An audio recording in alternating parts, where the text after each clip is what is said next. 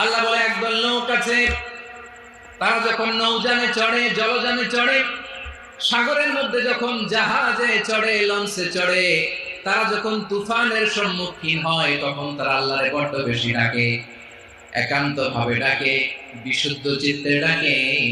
আবার তুফান থেকে তাদেরকে সেফ জোনে নিয়ে, নিরাপদ জোনে নিয়ে যখন বন্দরে আমি আল্লাহ তাদেরকে ফিরিয়ে দেই, ওই লোকগুলো আবার আমি আল্লাহর সাথে শিরিক করে। এরকম আছে না নাই? জাহাজে উঠছে, সাগরের মাঝখানে তুফান, ওই সময় দেখবেন আল্লাহ কারে কয়। এই কথা তো আপনাদেরকে বোঝানো সহজ, আপনার তো নদীর দেশের মানুষ। লঞ্চে চড়েন নাই কারা কারা দেখি? লঞ্চে চড়ছেন? হ্যাঁ, লঞ্চে চড়ে নাই এরকম একজনও নাই এখানে। আচ্ছা, লঞ্চে উঠছেন কে কে দেখি? মাশাআল্লাহ, মাশাআল্লাহ, মাশাআল্লাহ। ঠিক আছে, আপনাদের বোঝানো সহজ। আচ্ছা, লঞ্চে উঠে তুফানের সম্মুখীন হয়েছেন, জলোচ্ছ্বাস, সবাই? মাশাআল্লাহ। তো এই ওয়াজটা আপনাদের মুখস্থ, ঠিক কিনা বলেন? আমার বলার দরকার নাই, বলেন।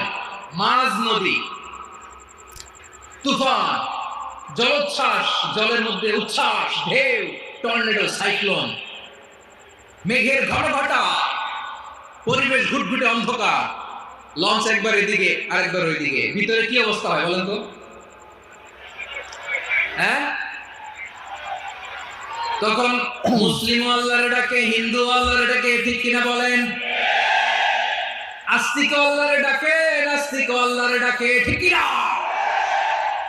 লঞ্চের ভেতর, স্টিমারের ভেতর কান্নারে রোল পড়ে যায়, চিৎকারের রোল পড়ে যায়, সবার মধ্যে শুধু একটা আওয়াজ, লা ইলাহা ইল্লাল্লাহ, লা ইলাহা ইল্লাল্লাহ, লা ইলাহা সুবহানাল্লাহ, আলহামদুলিল্লাহ, লা ইলাহা।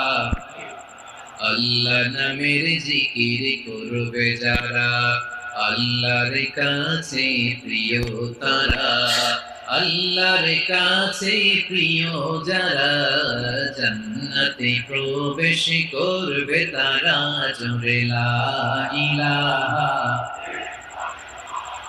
লা ইলাহা ইল্লাল্লাহ, লা ইলাহা ইল্লাল্লাহ, মুহাম্মাদুর রাসূলুল্লাহ সাল্লাল্লাহু আলাইহি ওয়াসাল্লাম। আমার প্রিয় পটুয়াখালী